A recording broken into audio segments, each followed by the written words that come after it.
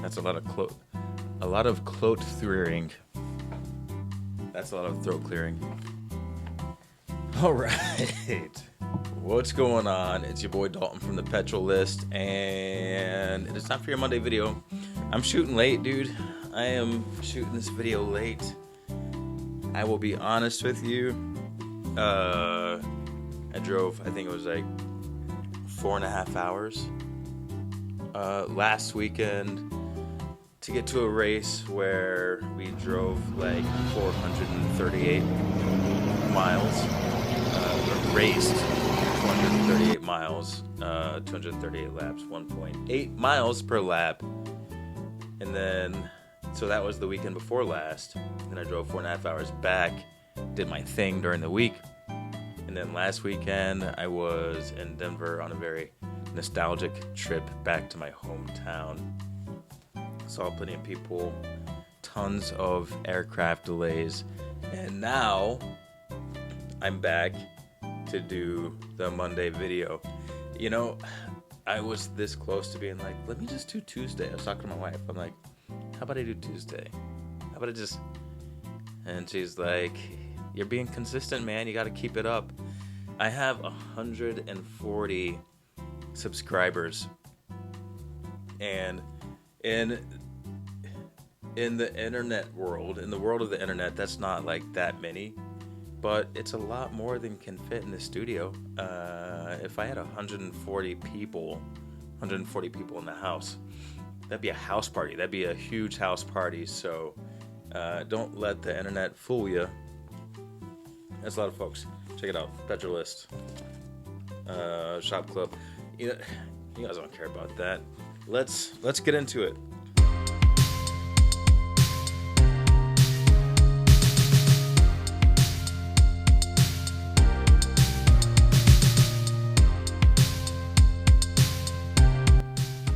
So I was actually really excited about this video because for the first time in a long time, I'm letting myself talk about more than just racing, whether it's me on the track or Formula One. I'm just talking about car news. I haven't done that in a long time. And as it turns out, the world of cars is actually getting a little bit better, a little bit more normal. Cats and dogs are no longer holding hands. The moon isn't shining and the sun isn't dark. Manufacturers are kind of getting back to what they're doing. Supercar manufacturers are making supercars with supercar engines. And guess what? You might be able to buy a petrol-powered car for a very long time indeed. People are coming to their senses. So Aston Martin, they've got a new 824 horsepower Vanquish, 737 pounds of torque, baby. I have my own opinions on horsepower figures and torque and all that kind of stuff. I'm not necessarily of the school of thought that more power is better, but I'm not mad at it because it's going into a supercar or hypercar, whatever. What are we on now? Hypercars? But it's going into a hypercar, and hypercars should be incredibly intimidating and incredibly powerful, and most importantly, powered by petrol. Ferrari, what was the displacement on that? On the Aston Martin? I had it written down, I'm not sure. Ferrari has the 6.5 liter V12, and it is 800 plus horsepower. It revs to a nasty 9,500 RPM.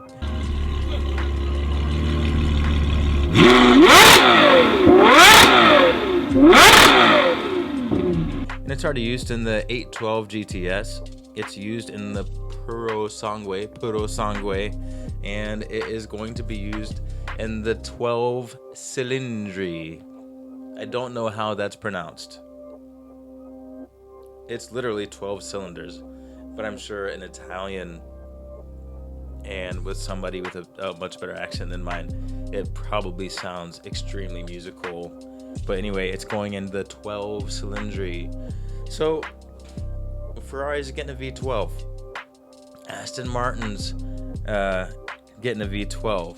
And oh, did I tell you? I think Mercedes.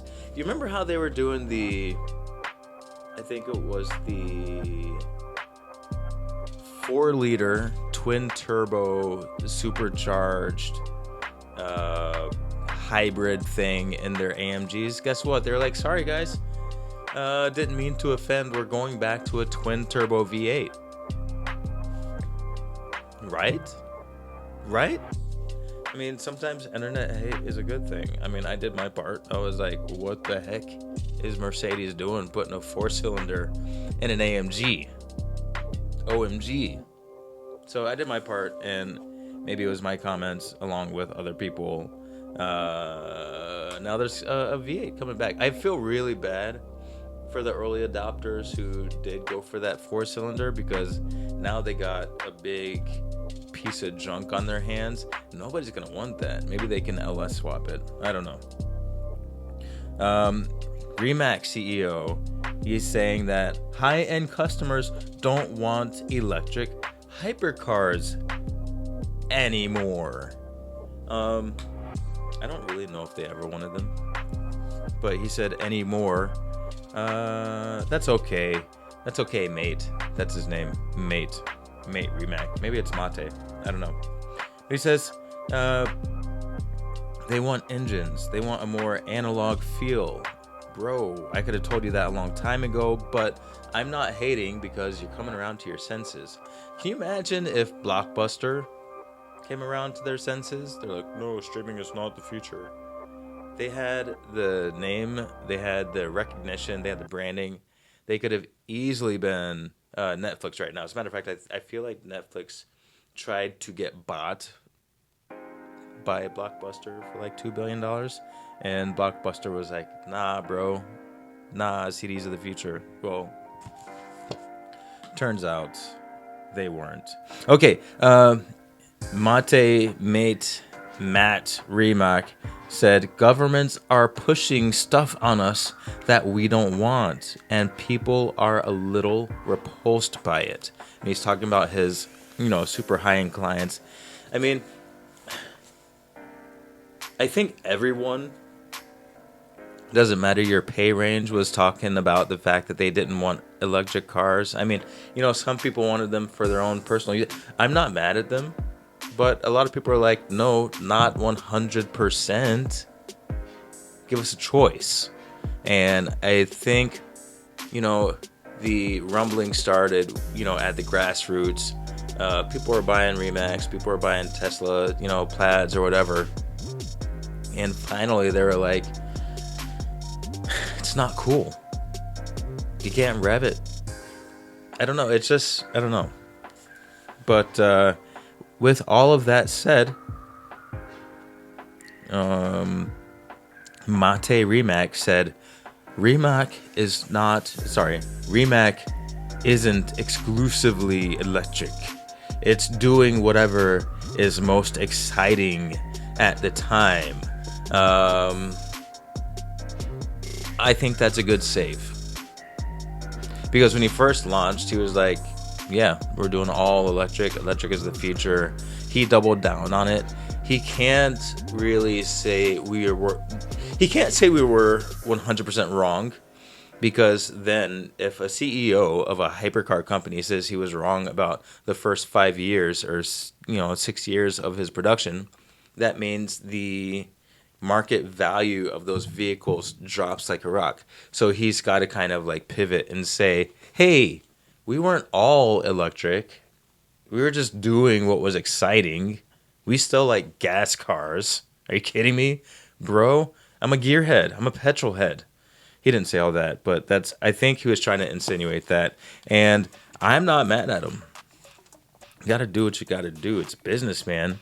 But with that said, he also revealed that he knew the writing was on the wall way back in 2022. So they started developing an 8-liter W16 hybrid powertrain with Bugatti back in 2022. I'm not mad at that. I think that's kind of dope. I think what you should do, I think you should use technology where technology is best. And if that means slapping a battery behind a W12 and letting it fill in the turbo spool gaps, I personally like turbo lag. But if you don't and you can fill in the gaps with hybrid technology, yeah, absolutely. I don't want one, but, well, a Bugatti. I don't want to. I would like to be in the position to actually turn down a Bugatti. But guess what? Nobody is inviting me to the Bugatti dealership. Let's get that clear. But, it might encourage manufacturers like Dodge to bring the Hemi back to the Charger, Challenger, whatever that thing is that's left, instead of that abysmal 3-liter twin turbo. I like a 3-liter twin turbo, but not in a car like that. So maybe Dodge will get the huevos to put a Hemi back in the Charger, Challenger.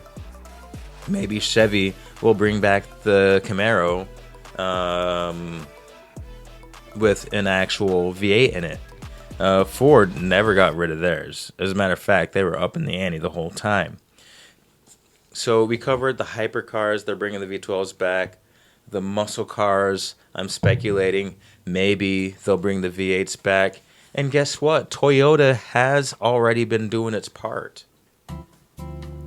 The SFR concept, that might be coming to production. It is a little Miata fighter. It's almost too cute for my tastes, but guess what? I don't think it's going to be coming to the States. But I'm just acknowledging the fact that they are thinking about bringing it to production. It would conflict directly with the Toyota GR86 and possibly the new MR2. I really, really hope that the MR2 does come to production, because I would love one of those. I would possibly sell the Miata to get my hands on a new MR2 if it came to the States. Don't quote me on that, because I got that Miata really dialed in. It's really, it's a good experience right now. So yeah, like, positive stuff is going on in the car world, and I think you're going to be able to buy your gasoline engine vehicles very, very, very far into the future. And once again, I have to say it one more time, Lando Norris has won a Formula One GP. I have to touch on that for just a quick second, because I don't know, what do you think? Does that mean that Red Bull's dominance is over? Does that mean that McLaren and Ferrari are now in contention to be front runners? I think, at least for this season. I don't know how it's going to end. I think for this season, Adrian Newey's still there. All the staff is still there over at Red Bull. I think that Red Bull still wins the Drivers' Championship and the Constructors' Championship. 2025, I think Adrian is leaving by 2025. 2025 could be close. I still think I give it to Red Bull. But 2026 is anybody's game. Zach Brown actually said that Max Verstappen owes a lot of his dominance to the car. Validation. I mean, I've been saying that forever. You gotta get that driver car combo jackpot thing. Red Bull has done it. Mercedes did it. Schumacher did it. But the car is a huge, huge part of the championship. And Miami just proved that it is very difficult to execute at that level of excellence for a sustained amount of time. There are going to be some chinks in the armor, and that was proven. I think they're going to bounce back. I think Red Bull's going to bounce back. I think they're going to be hungry. They're going to have their stuff together. One key indicator, I think, is the pit stops. If you've got a crew that is doing, low 2-second pit stops, high 1.9 second pit stops, like I think McLaren and Red Bull are doing, it means that you still have your stuff together. That's a good indicator. Watch for that. As teams engineering and car design and all that kind of stuff, as that stuff starts to fall apart, watch their pit stops. A high 2 is a good thing for Mercedes right now. Sauber, Alpine, all of the mid-tier teams. And yes, right now, Mercedes is a mid-tier team. Watch the pit stops. They can't get them right. So anyway, that's all I got. That was the Monday video. I don't think I left anything out. I would like to build a 5.0, a Fox Body 5.0 Mustang for racing next year. Talk to my teammates. Let's get something with a V8. How about a Catfish Camaro? I like those. Anyway, I'm just chitter-chatting at this point in time. I think that was the Monday video, and I think I'm out. See you next time.